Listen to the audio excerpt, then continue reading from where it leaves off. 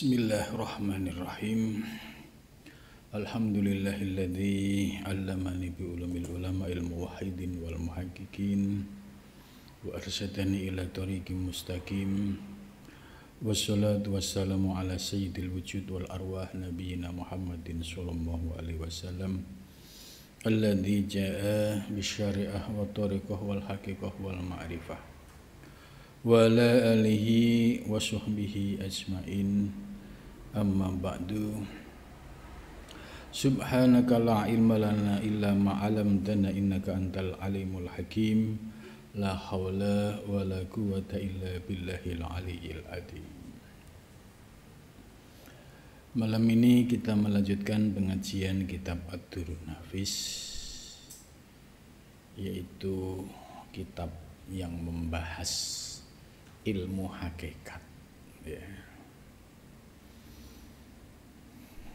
Kitab ini termasuk kitab langka. Jarang ulama, ya, di Nusantara yang ngaji kitab ini. Nah, kitab ini karya Syekh Nafis Al-Banjari, ulama abad 18, 19. Pembahasan kitab ini disarikan dari kitab induknya, yaitu Al-Futuhat Al-Makkiyah, membahas soal ilmu hakikat. Apa sih bedanya? Ada ilmu hakikat, ada ilmu syariat, ada ilmu thariqah, ada ilmu ma'rifah. Itu bedanya di mana? Nah, sesungguhnya pada zaman Nabi 4 aspek ini satu kesatuan, ya, di dalam praktek ibadah.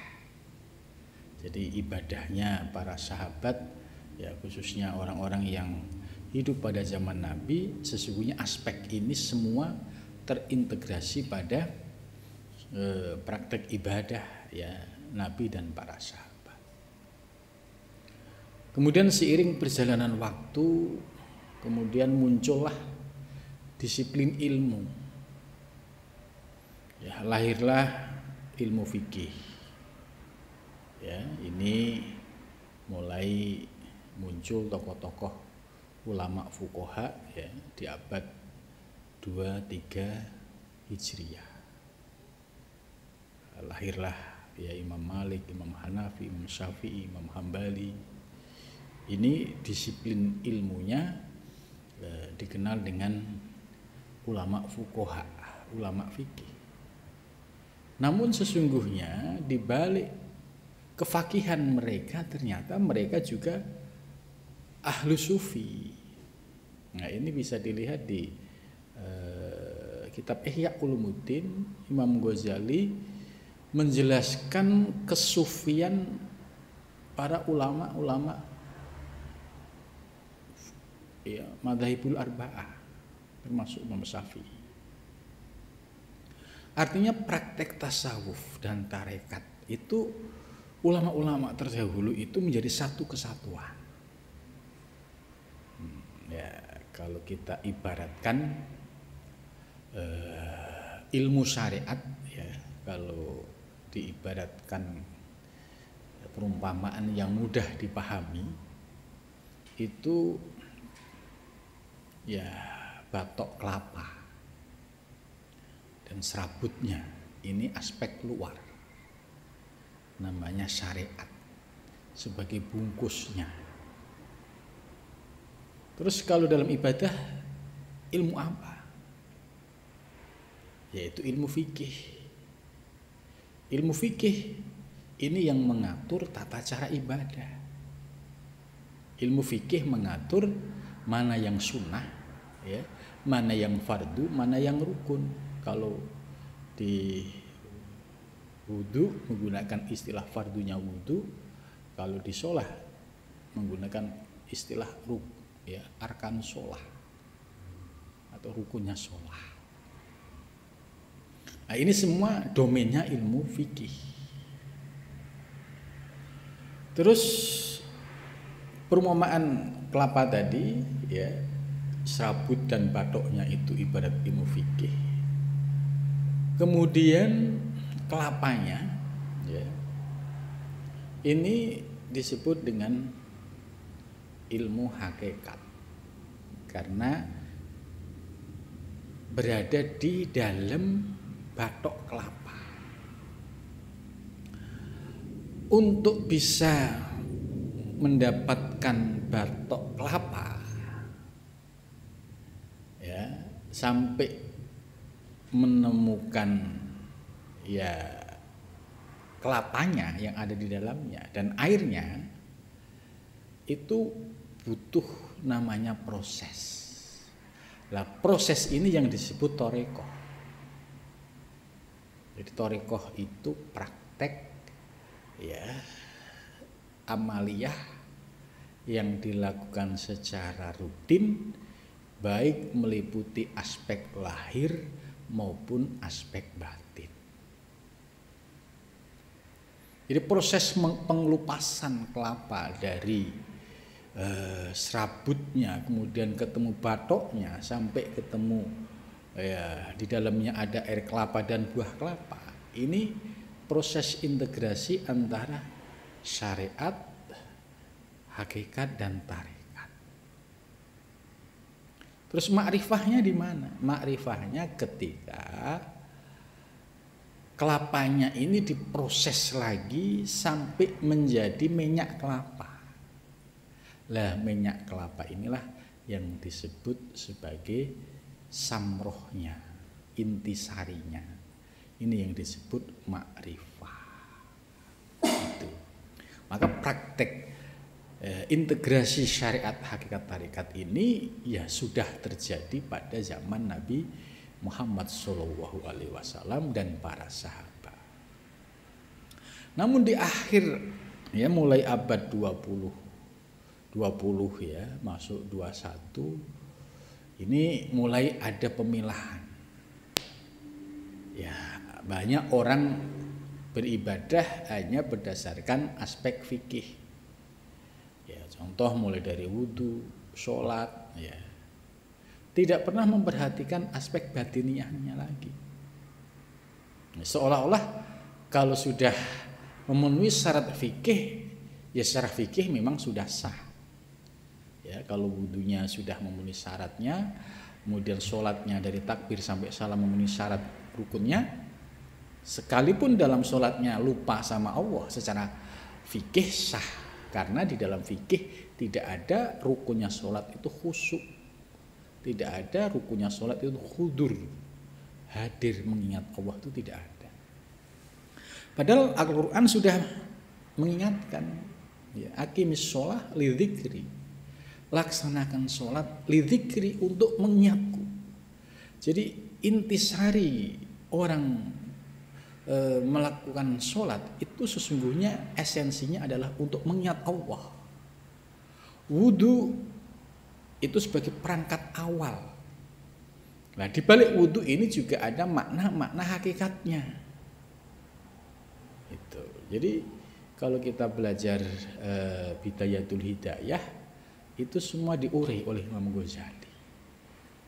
Asror, rahasia-rahasia di balik ya ilmu-ilmu ya fikih yang kita pelajari.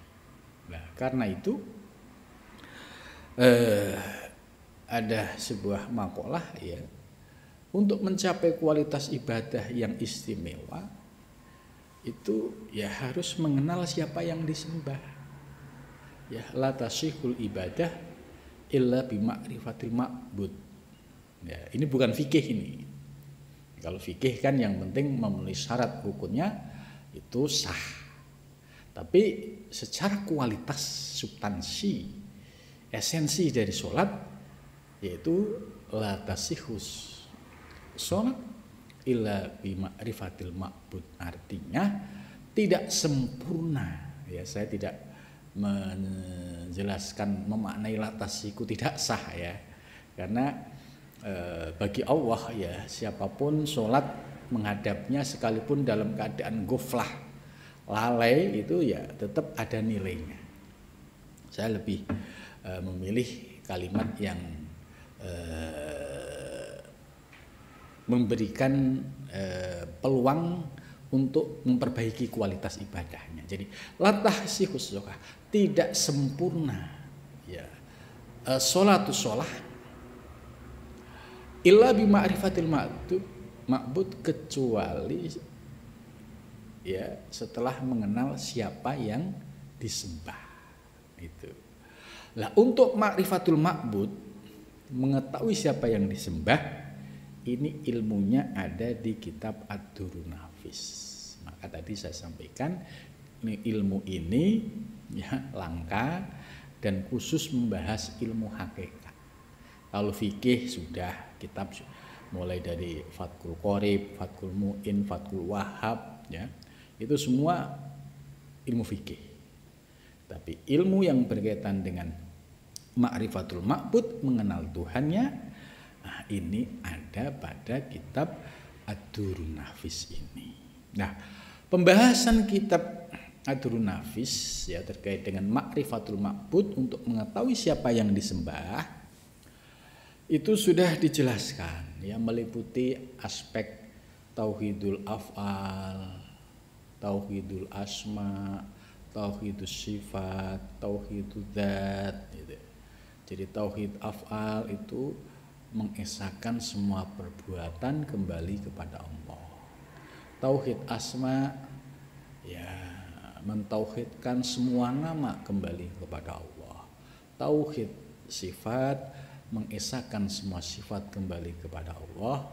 Tauhid dzat mengesahkan semua dzat kembali kepada Allah. Itu uraiannya sudah panjang lebar ya, nanti setelah kita tamat kita urai lagi. Atau kalau yang pengen memahami bab-bab awal ya bisa dilihat di kajian di YouTube, itu rekamannya ada semua di sana. Terkait dengan ma'rifatul ma'bud ya, di kitab ini sudah diurai 4 tauhid tadi. Nah, pembahasan 4 tauhid ini sudah selesai.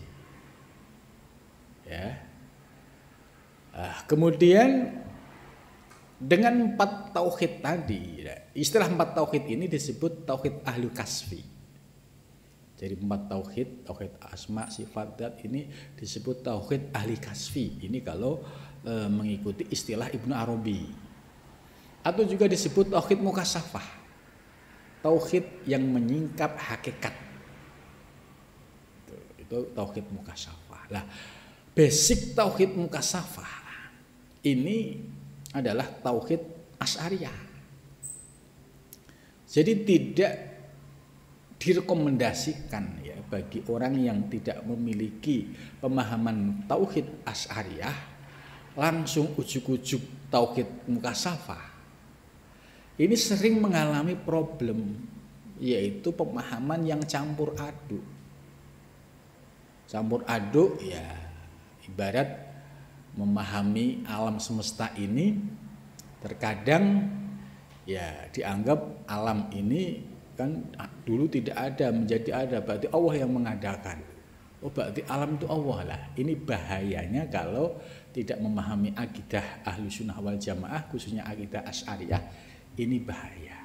Maka basicnya sebelum belajar ilmu mukasyafah ini harus sudah paham akidah Asy'ariyah, khususnya sifat wajib 20 ya, mulai dari wujud, kita baqo, mukhalafatul khawadisi, tidak sekedar hafal tapi tahu dalilnya, tahu maksudnya dan tahu prakteknya. Gitu.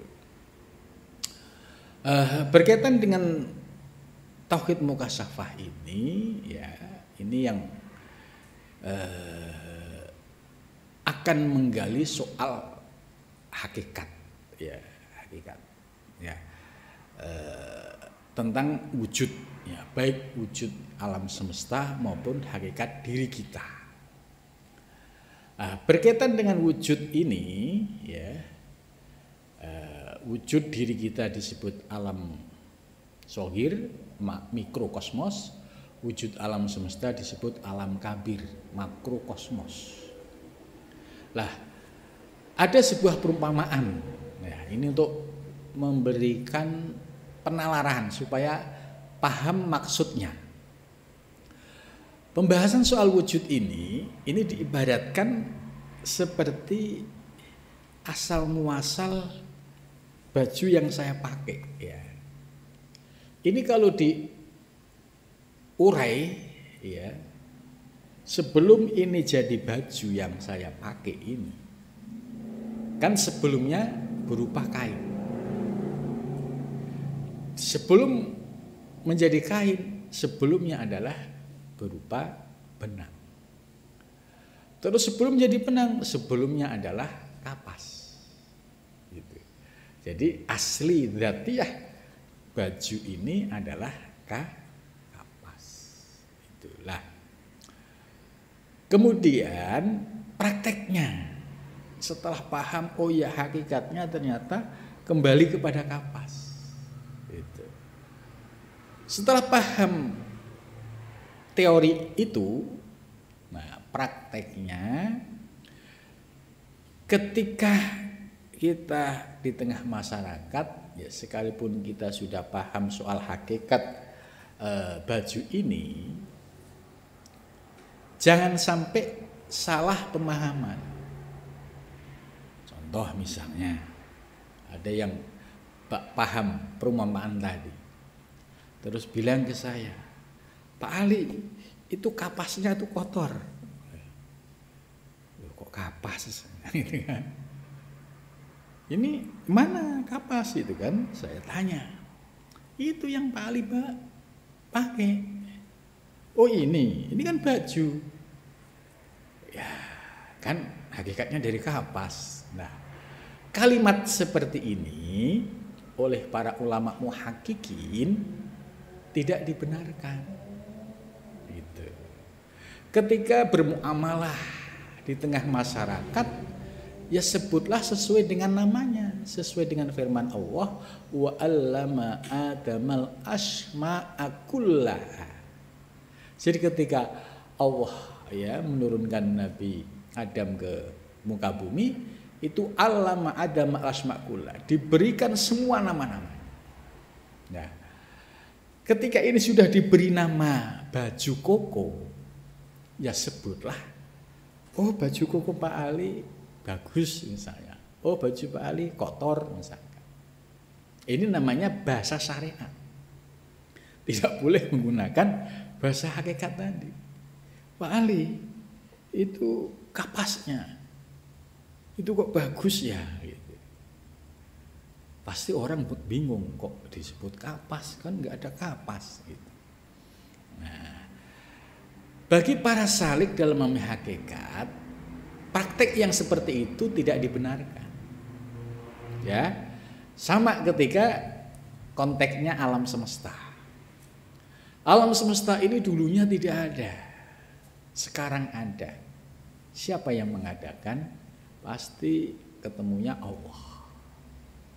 Hakikatnya ketemu yang mengadakan gunung, langit, bumi seisinya Allah. Diri kita juga sama. Kalau alam kan makrokosmos, diri kita mikrokosmos. Lihat ke dalam diri kita. Sekarang wujud. Ditarik mundur. Oh dulu dari bayi yang mungil. Tarik mundur lagi. Oh dulu di dalam rahim. Tarik mundur lagi. Oh dulu berupa mudghah, daging menggumpal. Tarik mundur lagi. Dulu alaqah, darah menggumpal. Tarik mundur lagi, oh dulu nutfah, yaitu sperma. Tarik mundur lagi, oh dulu adalah saripati, tanah, sulalah mintin, itu. Lah, tarik mundur lagi, ya ketemu hakikatnya. Nah, praktek yang tidak diperkenankan oleh para ulama muhaqqiqin, yaitu mendohirkan ilmu yang sifatnya batin ya di ruang publik gitu. Kalau di makom taklim saya mengurai rahasia baju koko sampai ke kapas, ini boleh-boleh saja karena makom taklim. Tapi setelah di luar makom taklim, ya saya harus berkomunikasi dengan bahasa syariah, bahasa yang dipakai oleh masyarakat secara umum itu. Nah, ini yang pernah terjadi di Nusantara pada abad 14 ya, ketika Syekh Siti Jenar mengajarkan ilmu-ilmu mukasyafah seperti ini, ada muridnya yang belum paham, jadi memahaminya sepotong-potong, kemudian sambil ngantuk-ngantuk ya, terus ngajinya jarang, tiba-tiba oh iya berarti kita ini Allah ya, gitu kan. Nah terus akhirnya dia mendohirkan ya, itu ada di kitab Serat Sentini, muridnya Syekh Siti Jenar lari-lari ke Masjid Demak dengan menyebut nama dirinya Allah. Tunggu, Allahnya lagi lari gitu. Jadi dia ngembala kambing pengen lihat dialog gurunya yang sedang diskusi dengan Wali Songo, itu dia memanggil dirinya dengan Allah. Nah ini contoh ya penyebutan yang tidak dibenarkan oleh ulama-ulama hakikat gitu. Jadi tidak boleh setelah paham ilmu hakikat kemudian mendohirkan hal-hal yang bersifat hakikat tadi. Tidak boleh menyampaikan oh ini kapas, tidak boleh. Harus wa'allama adamal asma kullaha. Oh ini baju koko, oh ini peci, ini gelas, nah, ini karena semua sudah bernama itu. Nah, maka kalau praktiknya benar, integrasi antara syariat dan hakikat ya itu tidak menimbulkan masalah. Yang bermasalah itu ketika yang batin didohirkan. Gitu. Ya seperti tadi di Jawa abad 14-an. Kemudian di Aceh pernah terjadi di abad 17 ya. 17-18 itu ada pemahaman Allah wal alam, alam huwa Allah. Allah adalah alam, alam ada. Sebenarnya pemahaman ini tidak utuh. Ya. Nah, kemudian diikuti oleh banyak orang. Akhirnya diluruskan kembali. Ya, itu. Sampai muncul fatwa yaitu disesatkan. Karena apa? Ini ilmu batin didohirkan. Nah, terkait dengan tidak diperkenankan ilmu zohir di ilmu batin didohirkan, ya ini dasarnya adalah hadis Nabi, ya itu. Jadi, arahnya kenapa sih kok harus begitu? Ya Nabi sudah memberikan guidance, petunjuk cara praktek yang benar. Nah, saya baca yang pertama, sekalipun ini sudah dibahas. Nahnu ma'asyurul anbiya. Ini hadis Nabi. Kami para nabi umirna anu kaliman nas, kami diperintah untuk berbicara di hadapan manusia qadra ukulihim, sesuai dengan kadar akal mereka. Itu. Jadi kalau bicara di tengah masyarakat, bicaralah sesuai bahasa yang dipahami oleh masyarakat. Yang sifatnya batin disembunyikan itu sebagai rahasia pribadi dengan Allah Subhanahu wa ta'ala. Itu. Jadi ini hadis yang pertama. Yang kedua, ma hadasa ahadun qauman bi hadisin la yablughu uqul lahum illa kana fitnatan alaihim. Ma hadasa ahadun, tidak boleh seseorang berbicara kauman pada satu kaum masyarakat atau komunitas. Terus bihadisin dengan ucapan, dengan omongan la yablughu uqulahum, yang tidak bisa sampai atau bisa dipahami oleh uqulahum. La yablughu tidak sampai hu fa'il ya. Hu kepada hadis apa uquluhum, akal mereka.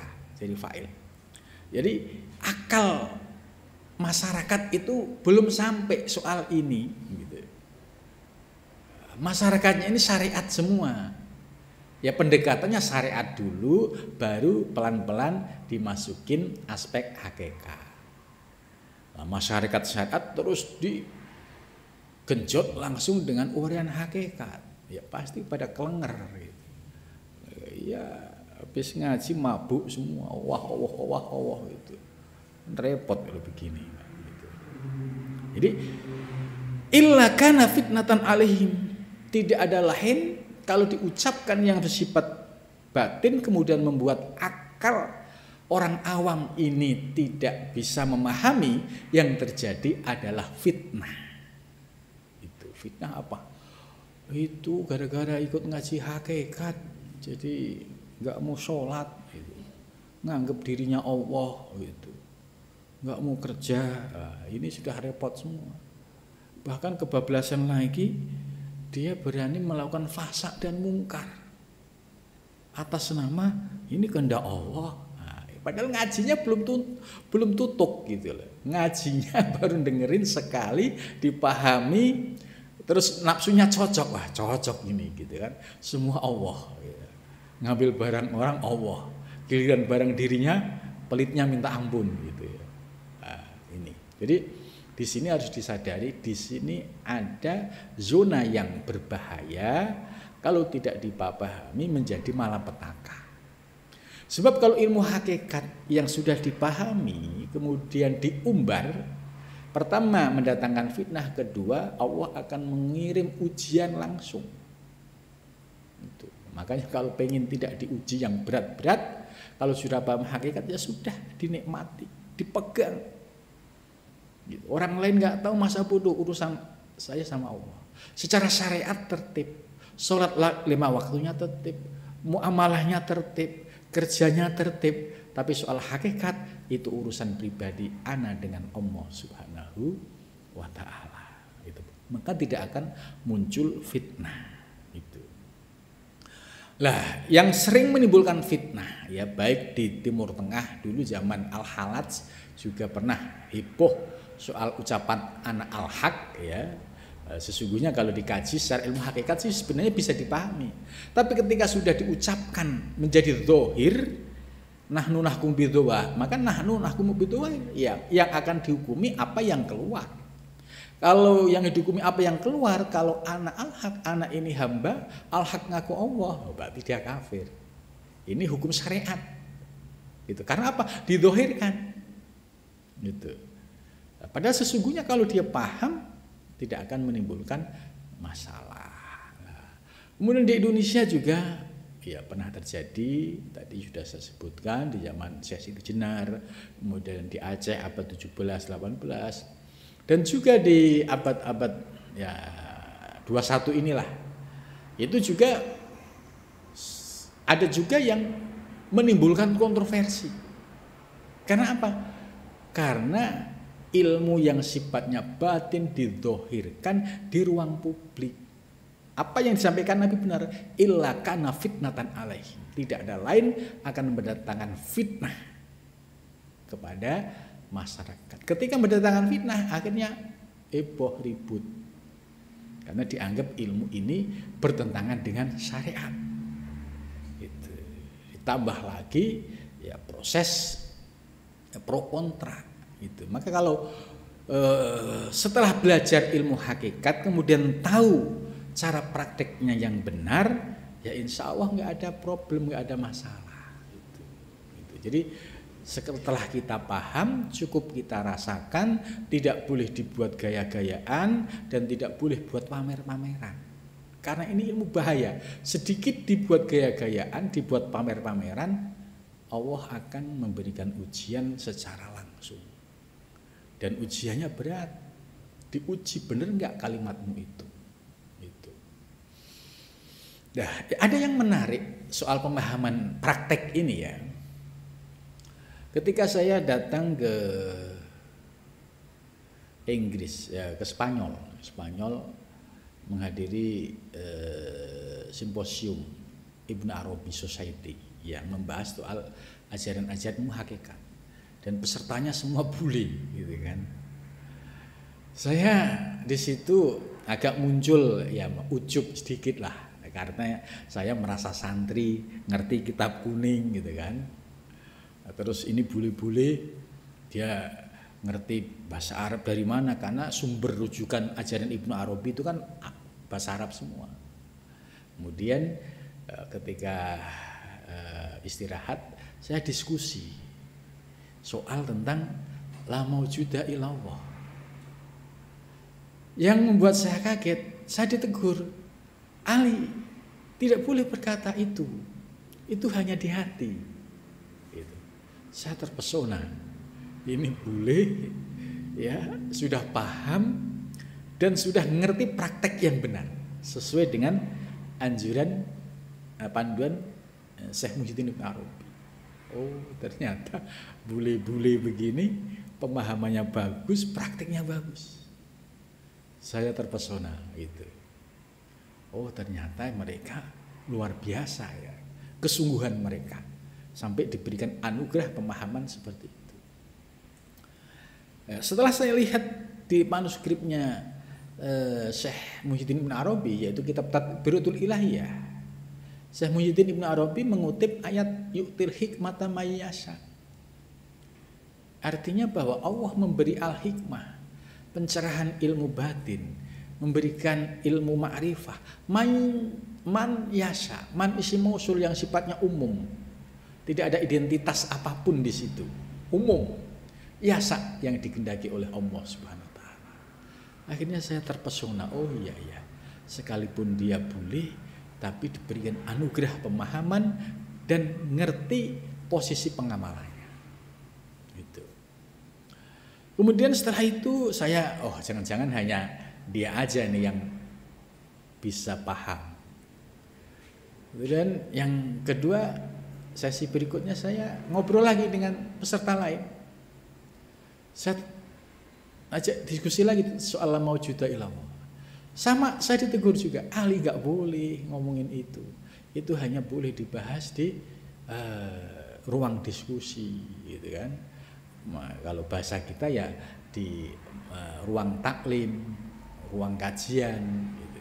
Tapi setelah paham ya harus ditutupi, disembunyikan, nggak boleh untuk diungkapkan.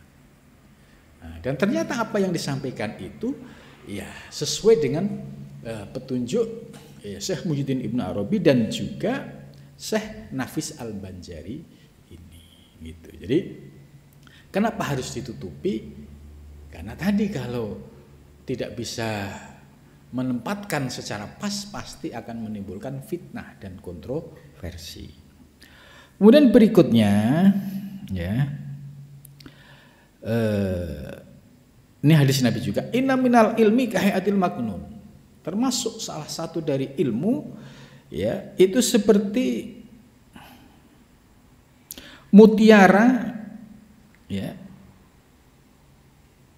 seperti keadaan mutiara yang tidak mengetahuinya illal alimuna billah gitu. Jadi inna minal ilmi, sesungguhnya bagian dari ilmu ya, kan ada ilmu syariat tadi, ada ilmu hakikat. Nah, ilmu hakikat ini yang disebut al-maknun, yaitu mutiara, ad-durun nafis, mutiara yang indah.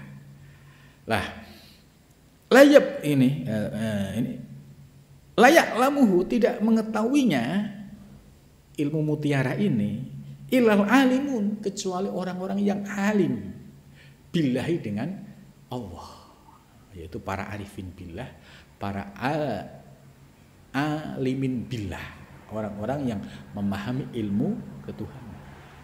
Gitu. Maka ada ulama syariat, ada ulama hakikat. Nah, yang ideal ya paham syariat, paham hakikat itu. Kemudian berikutnya ya, ini sabda Nabi juga yang mengapresiasi Abu Bakar. Jadi Abu Bakar ini sahabat Nabi yang nempel terus ya dengan Kanjeng Nabi Muhammad SAW, mulai dari sejak periode Mekah sampai Madinah.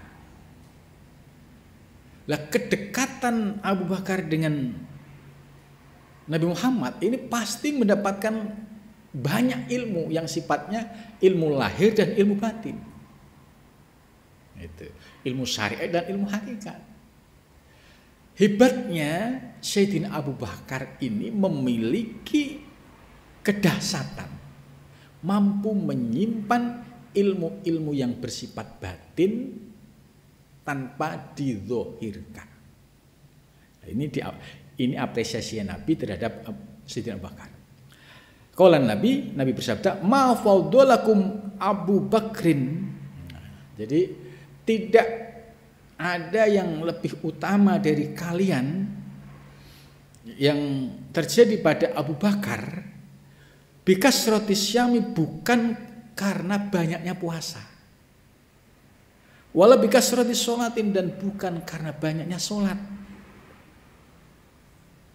Walakin bisirin, akan tetapi yaitu adanya rahasia korro yang menetap fi sudrihi, yang ada di dalam dadanya Abu Bakar. Jadi Abu Bakar dahsyat. Zikir ismudat yang menjadi zikir tarekat Naqsabandiyah itu sumbernya ya melalui Sayyidina Abu Bakar. Ya, Sayyidina Abu Bakar langsung mendapatkan isayah zikir ismudat dari Kanjeng Nabi Muhammad SAW. Itu. Jadi Nabi mengapresiasi kemuliaan Abu Bakar bukan karena banyaknya sholat, bukan karena banyaknya puasa, tapi mampu memendam, menyembunyikan rahasia yang ada di dalam hati. Rahasia apa? Rahasia tentang hakikat alam semesta, rahasia tentang hakikat dirinya, atau dengan kata yaitu yang disebut dengan ilmu hakikat, yang diibaratkan sebuah mutiara tadi. Gitu. Jadi zaman Sayyidina Abu Bakar ilmu hakikat ini sudah ada. Gitu. Kemudian berikutnya, menurut Sahal bin Abdillah At-Tastari, lil alim salah satu, orang yang berilmu itu ada 3. Yang pertama lil alim salah satu ulumin, bagi orang yang alim itu ada 3 ilmu. Ya. Ilmu dzahir, yang pertama ilmu dzahir, ilmu syariat. Ya. Yubattiluhu li ahli dzahir. Ilmu ini dikuasai oleh ulama dzahir, ulama-ulama fuqaha. Ya, yaitu ya ulama-ulama yang ahli dalam bidang fikih, ya. Ilmu dalam bidang nahwu shorob, ya, karena dasarnya harus nahwu shorob, ya, fikih, usul fikih, ya. Ini adalah ilmu dzahir. Yang kedua wa ilmu batin. Ilmu batin ini yang disebut ilmu hakikat. Ya, kalau yang pertama ilmu syariat, yang kedua ilmu batin disebut ilmu hakikat. La yang bagi idharu ilahi, tidak boleh untuk idhar, mengungkapkan, menjelaskan, illa li ahlihi, kecuali kepada ahlinya. Jadi ilmu batin atau ilmu hakikat ini tidak boleh untuk didohirkan, diungkapkan, kecuali kepada ahlinya. Maka bagi orang yang memiliki rezeki ilmu batin, dengerin ilmu hakikat ini langsung hatinya klik, nggak pakai ilmu apa ini, kok aneh begini gitu. Jangan-jangan ini bukan ilmu dari Nabi, nah, ya. Jangan-jangan ilmu sesat. Nah, ini berarti ada penolakan batiniahnya. Jadi frekuensinya dia nggak dapat. Tapi kalau orang yang frekuensinya dapat, ketika diure ilmu hakikat, ilmu batin, langsung klik. Oh iya ya, ini yang saya cari, ini yang saya rindukan. Karena ini menjadi oase bagi spiritual seorang hamba itu.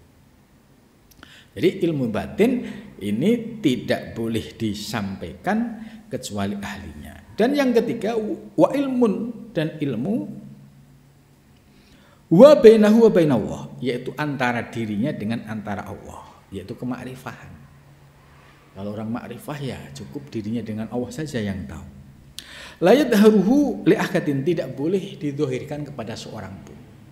Orang makrifah itu enggak akan pamer-pamer saya makrifah gitu, enggak. Cukup dia diem tapi dia merasakan kenikmatan-kenikmatan ilmu-ilmu ruhani. Nah, kemudian berikutnya, kenapa yang ilmu batin kok tidak boleh didohirkan? Ya, ini juga ada makalah Arifin Billah yang menyatakan ifsya'u sirri rububiyati kufrun. Ya. Bermula membongkar rahasia ketuhanan, kufrun itu kufur. Ini makalahnya Arifin Billah. Membongkar rahasia ketuhanan, kufrun itu kufur. Kenapa kufur? Ya karena dia akan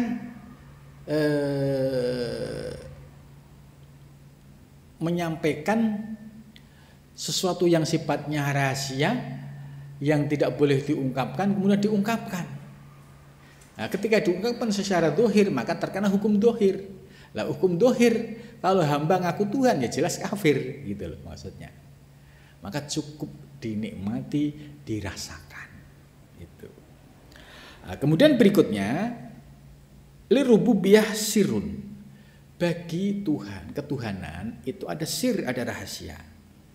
Lau udhiro, andai sir ini didohirkan, dinyatakan, labat tolat an-nubuwah, niscaya kenabian itu batal. Jadi Tuhan itu, ketuhanan itu punya rahasia. Kalau dibongkar, niscaya batal kenabian.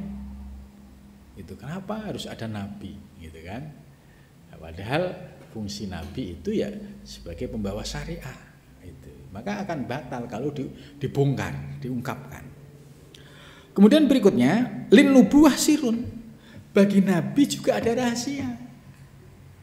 Lau kusifa, andai rahasia itu dibongkar, labatolal ilmu, niscaya batalah semua ilmu. Itu. Jadi semua syariat yang dibawa oleh nabi itu ada asrornya, ada rahasianya.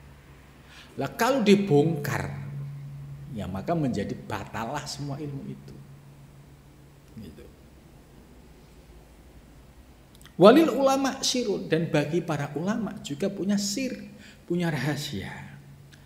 Lau adharuhu, andai mereka mendohirkannya sir itu. Jadi kalau para ulama itu membongkar rahasia ilmu itu, labatulatil ahkam, maka semua produk hukum itu batal. Itu. Ya kita bisa buat ya analognya lah. Contoh ya. Kenapa kayak zina ya itu diharamkan. Itu. Dan ayat yang terkait dengan zina itu tidak langsung menggunakan redaksi langsung berbunyi zina itu haram, tidak. Tapi wala taqrabuz zina innahu kana fahisatan wa sa'a sabila. Ya sifatnya preventif, edukatif ya. Jangan dekati zina. Apa yang membuat muqaddimahnya zina? Nah, maka hal-hal yang terkait menjadi penyebabnya zina termasuk muqaddimahnya itu juga masuk diharamkan. Kenapa kok hukum zina diharamkan? Sebab dalam proses ya hubungan laki-laki perempuan kalau tidak didasari dengan aturan agama, aturan syariat, maka statusnya sama dengan bukan manusia. Seperti Ya, binatang itu ketemu lawan dia bisa kapan saja. Kenapa binatang bisa bebas? Karena binatang nggak punya akal, nggak ada taklif syar'i. Lah, manusia kenapa dibatasi? Karena ada taklif syar'i. Kenapa kok dilarang? Karena ada sebuah proses apabila terjadi ya, laki-laki perempuan bertemu sampai berhubungan, itu ada potensi untuk ya terjadi yaitu ya proses kehamilan. Nah, ketika proses kehamilan ini berarti akan melahirkan sebuah janin bayi, dan janin bayi ini nanti akan hidup. Kalau dasar awalnya ya, dia tidak menggunakan dasar aturan Islam, maka yang menjadi masalah nanti adalah status janin ini. Akhirnya menimbulkan madharat dan lain sebagainya. Akhirnya karena cukup berbahaya, kemudian ya, diberikan pagar. Oh, hukumnya haram.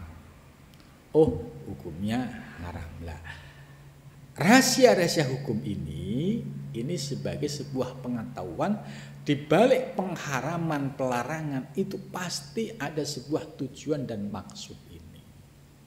Nah, ini yang disebut bahwa di dalam hukum itu ada rahasianya. Jadi jangan sampai asal tabrak. Wong ini pagar buat keselamatan kok ditabrak. Ya pasti berisiko. Itu. Jadi analog yang sederhana lagi ada lampu merah di perempatan. Sudah diatur timingnya waktunya. Ketika lampu merah ya berarti harus berhenti. Kuning siap-siap, hijau baru jalan. Bagaimana kalau lampu merah diterabras? Potensi untuk tabrakan tinggi. Karena apa? Pihak lain sedang lampu hijau. Kalau ditabrak beresiko. Ya, kalau enggak sakit ya mati. Itu kan kondisi di jalannya kan seperti itu. Lah, kenapa dia sampai tabrakan? Karena enggak ngikuti aturan.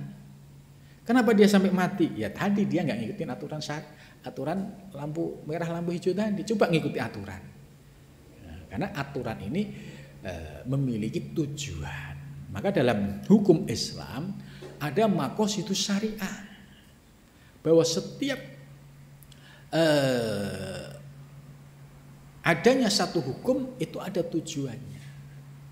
Ada hifdzuddin menjaga agama, hifdzul akli menjaga akal, kemudian termasuk hifdzun nasl menjaga anak cucu, anak keturunan, ya, hifdzul mal. Kemudian itu yang terkait dengan aspek maqasidus syariah. Jadi akhirnya kita paham kenapa praktek syariat hakikat tarekat ini harus proporsional, karena semua sudah punya wilayah masing-masing. Kalau kita praktekkan secara tepat terintegrasi, insya Allah selamat, tidak akan terjadi yaitu tabrakan, yaitu diakibatkan karena tidak mentaati aturan. Nah, kemudian selanjutnya ini hadis Nabi lagi ya, supaya kita paham. Atuhaddisu nas, apakah kamu akan bicara dengan manusia bimalam tasilhu ukulahum, dengan sesuatu yang tidak bisa dipahami oleh mereka. Nah, ini maksudnya khitabnya kepada Ustadz, kiai, ya, jangan sampai kalian akan berbicara di hadapan publik, tapi mereka akalnya nggak bisa nerima. Kalau akalnya nggak bisa nerima, itu kan kesalahan mereka, bukan? Kesalahannya ya bagi dai, orang yang menyampaikan. Itu.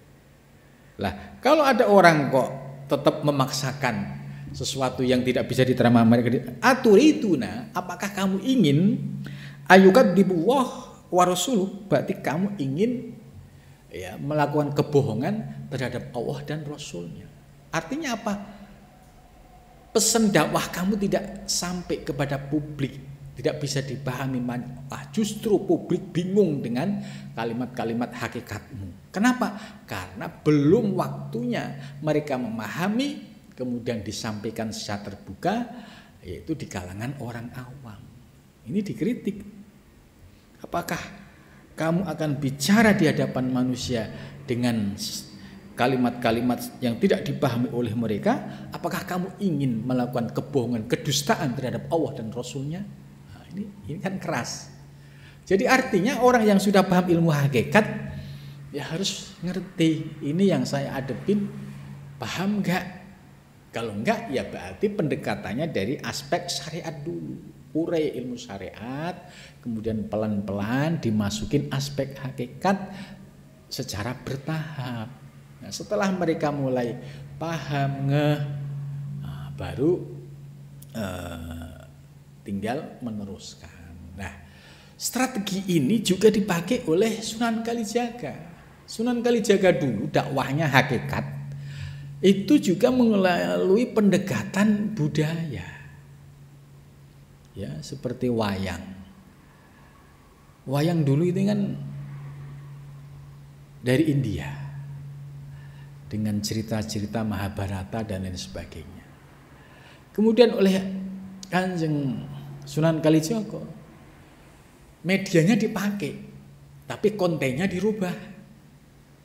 Ya, isinya diganti dengan membuat cerita jimat kalimah sodo. Kalimah sada itu jimat, itu siji di rumat, ya. Artinya ini sebagai prinsip kalimah sada itu ya kalimat syahadat, kalimat tauhid. Itulah. Dengan cerita-cerita yang kontennya sudah mulai dikemas, ya sudah syarat dengan kajian-kajian ilmu hakikat, ya seperti peristiwa, seperti cerita-cerita pertempuran antara kelompok yang antagonis, ya itu kan simbol hawa nafsu, ada amaroh, ada lawamah, gitu. Kemudian di balik semua itu juga ada cerita tentang hakikat wayang. Jadi wayang yang saya mainkan ini ibarat hamba. Semua gerak-gerik wayang ini karena sang dalang. Sang dalang mau memenangkan cerita wayang ini ya tergantung kehendaknya. Itu maka akhirnya muncul kesadaran bahwa posisi seorang hamba itu ibarat wayang, tidak punya daya dan kekuatan. Kalau toh dia bisa berusaha, bisa sholat, bisa ibadah, sesungguhnya itu ya gerakan dari sang dalang. Itu maka ketika paham hakikat, kita melaksanakan ibadah sholat, haji, umroh, ya. Prinsip kita inna sholati wa nusuki wa mahyaya wa mamati lillah. Sholatku, nusukku, matiku, hidupku semua milik Allah. Karena nggak punya apa-apa diri kita. Nah, ini intisari dari hakikat wayang tadi. Gitu. Nah, ini metode pendekatan. Nah, masyarakat Jawa kan akhirnya paham, oh iya benar juga ya. Kita ini ya sesungguhnya wayang ya. Semua hakikatnya Allah yang menggerakkan. Itu. Ini contoh bagaimana strategi wali, salah satu wali songo, Sunan Kalijaga dalam mendakwahkan ajaran hakikat itu pun bertahap melalui simbol-simbol budaya dalam pewayangan. Gitu. Lah, bagaimana kita di era modern? Nah, tentu perlu pengemasan. Substansinya sama, tapi perlu pengemasan yang indah. Ya, sebagaimana yang dilakukan Sunan Kalijaga. Sunan Kalijaga yang abad 14 saja sudah punya ide yang cemerlang begitu. Tentu anak-anak sekarang ya harus memiliki kecerdasan inovasi di dalam dunia dakwah. Bagaimana menyampaikan pesan-pesan hakikat yang secara terselubung tapi dipahami dan diterima oleh publik itu. Nah, ini yang disebut strategi dakwah. Kemudian berikutnya ini Abu Hurairah ya, supaya pemahamannya maksimal. Menurut Abu Hurairah ini sahabat yang dekat dengan Rasulullah SAW. Hadis yang diriwayatkan oleh Abu Hurairah itu termasuk peringkat ya tertinggi lah, jumlahnya itu ada sekitar 5.000 hadis. Abu Hurairah berkata, hafidtu min Rasulillah, hafidtu aku ya memperoleh atau menjaga min Rasulillah dari Rasulullah SAW wi'a'aini, diibaratkan dua wadah. Minal ilmi, dari ilmu, aku mendapatkan dari Rasul itu dua wadah ilmu. Terus fa'amma ahaduma, salah satu dari keduanya, fabayantuhu, aku sudah menyampaikan, yaitu berupa hadis-hadis terkait hukum. Ya, kalau kita belajar Bulughul Maram itu kan pasti ada an Abi Hurairah, ya itu cukup banyak sekali. Ini ilmu-ilmu hukum, ilmu dzahir itu sudah disampaikan semua oleh Abu Hurairah.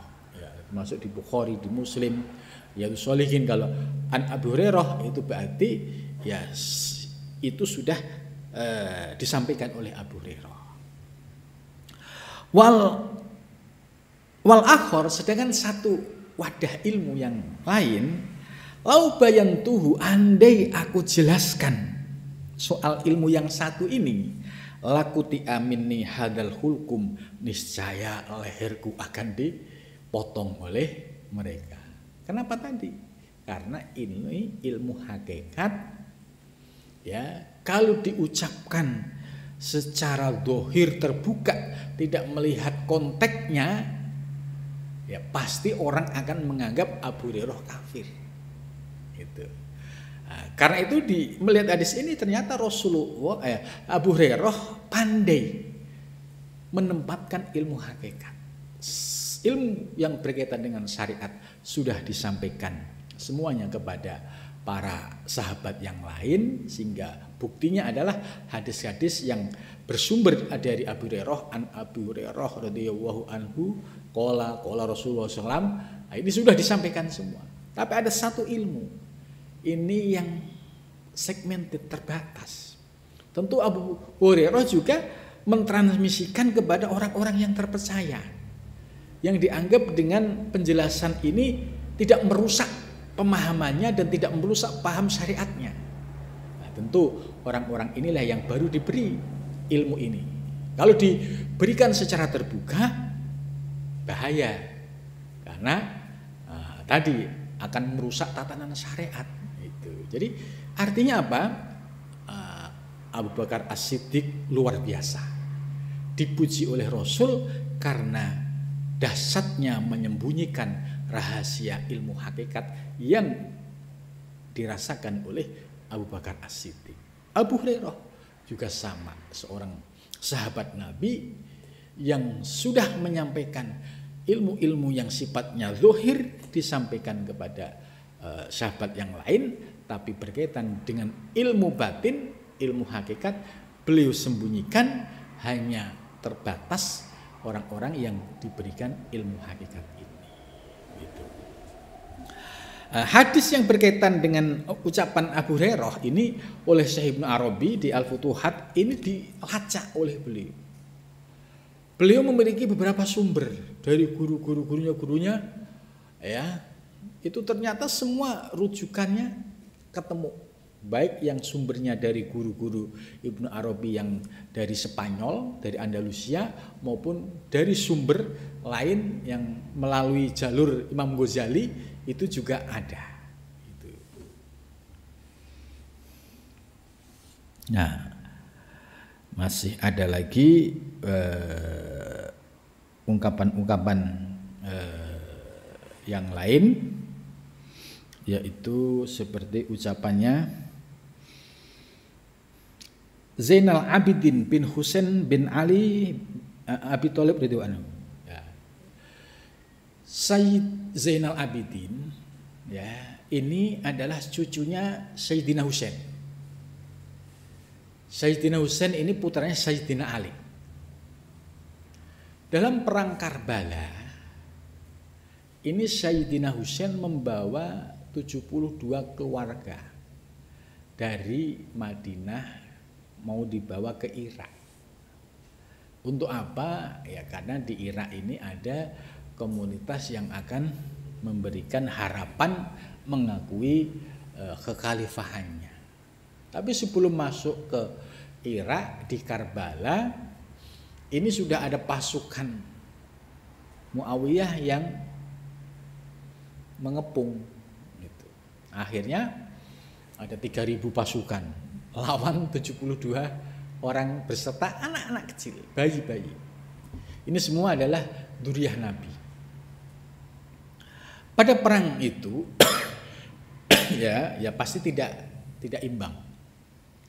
Akhirnya Sayyidina Husain syahid sampai kepalanya dipenggal, dibuat tendang-tendangan, sedih sekali. Ini peristiwa masa lalu.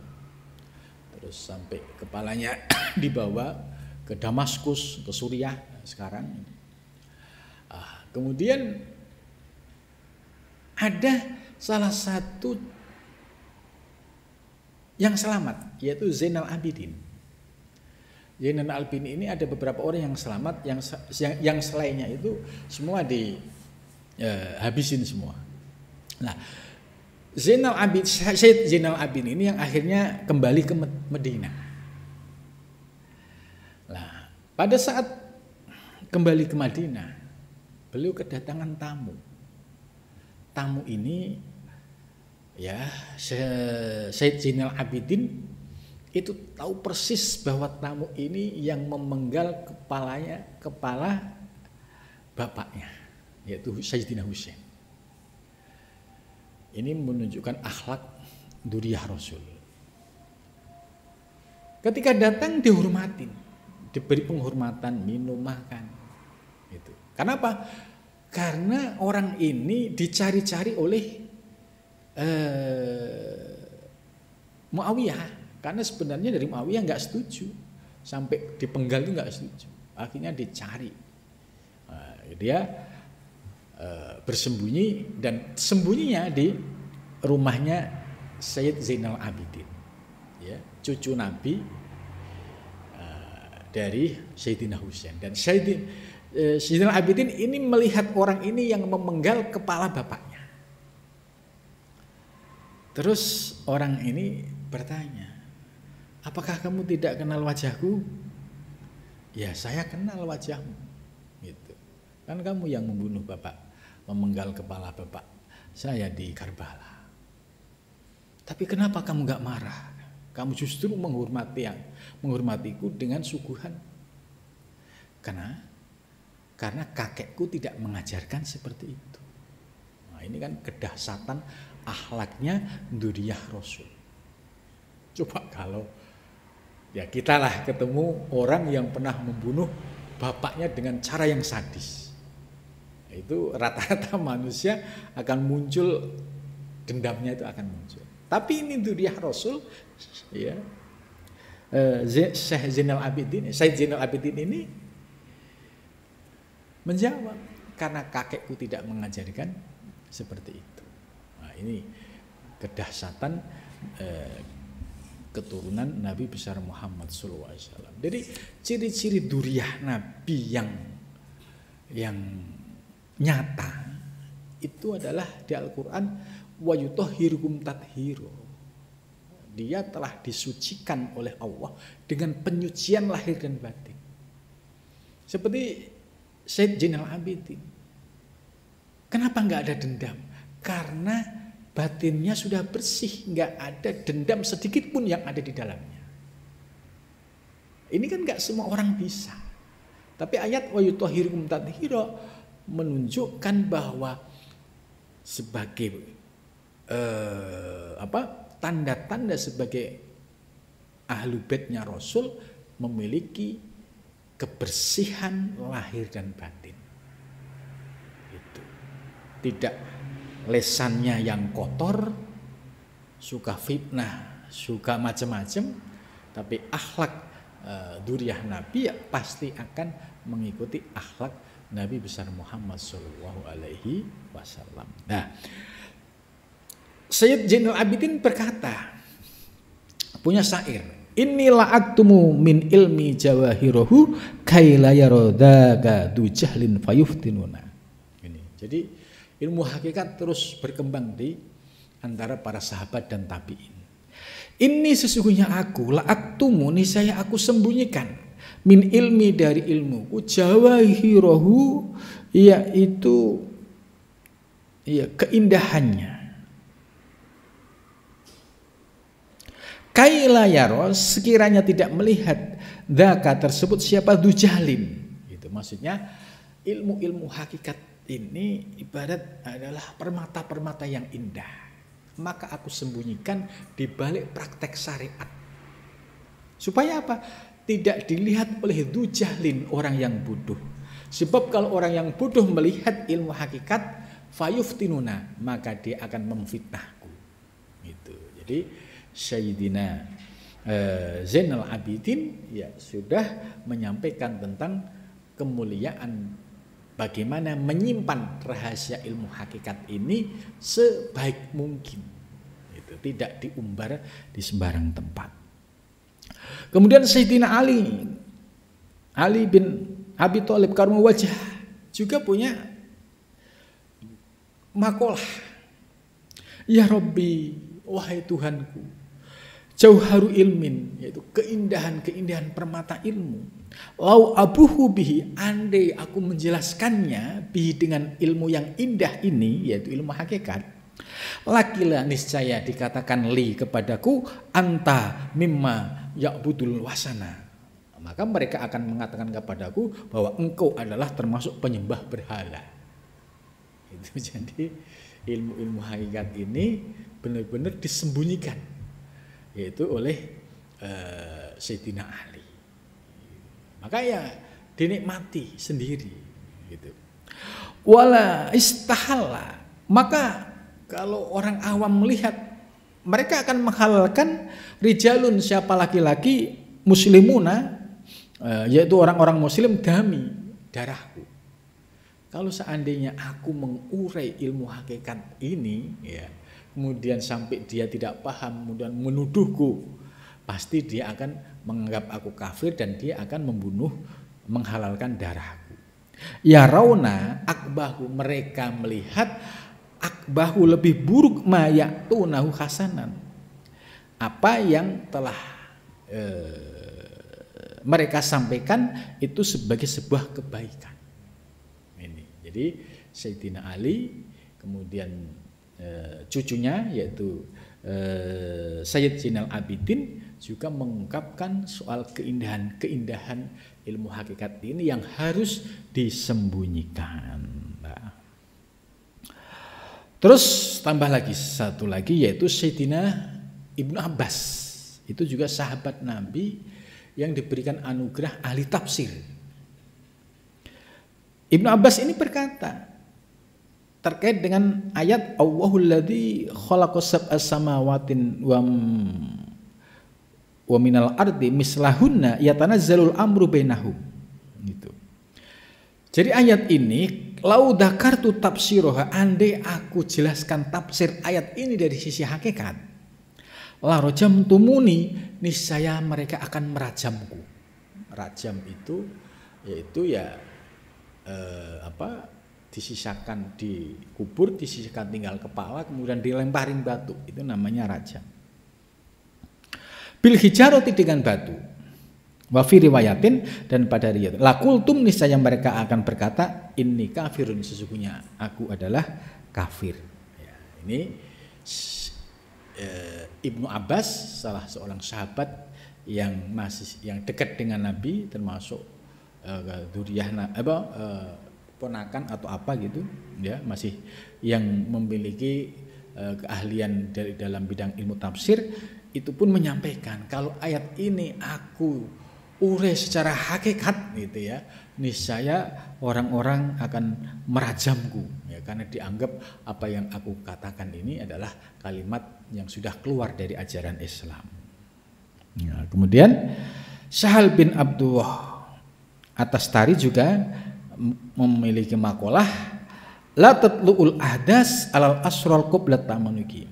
Ya, jangan kamu membongkar hal-hal yang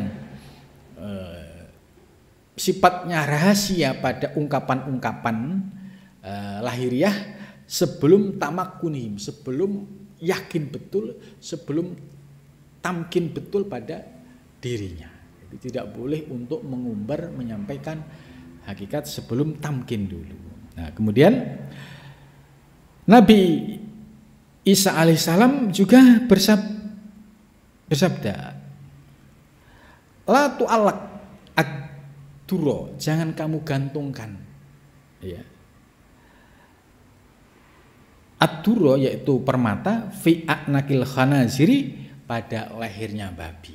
Jadi ilmu hakikat diibaratkan permata, jangan sampai permata yang indah ini dikalungkan di leher babi. Ini artinya jangan mengungkapkan ilmu hakikat yang sangat istimewa ini di hadapan orang awam, apalagi dibuat gaya-gayaan, dibuat statusan, dan akhirnya menimbulkan fitnah dan ujian yang cukup berat. Nah, ini jangan sampai terjadi seperti itu. Akhirnya menjadi fitnah. Sebab faktanya ya banyak orang yang salah memahami, akhirnya hal-hal yang sifatnya hakikat dibongkar kemudian menjadi fitnah. Akhirnya yang jadi sasaran ilmu hakikat, oh itu ilmu sesat. Padahal ini adalah mutiara-mutiara yang indah yang menjadi warisan para nabi dan para sahabat. Nah, sampai di sini dulu, mudah-mudahan dengan batasan ini kita memiliki prinsip yang kokoh dan jelas bagaimana setelah kita paham ilmu hakikat, kemudian cara mengamalkan juga harus presisi ya. Antara syariat, hakikat, tarekat itu satu kesatuan yang tidak boleh dipisahkan. Mudah-mudahan Allah memberikan anugerah ilmu, amal, dan hikmah sehingga kita bisa merasakan kenikmatan ilmu hakikat. Amin ya rabbal alamin. Ya, sampai situ dulu karena waktunya sudah 21.34 yang kitab Al-Futuhat minggu yang akan datang saja. Terima kasih. Assalamualaikum warahmatullahi wabarakatuh.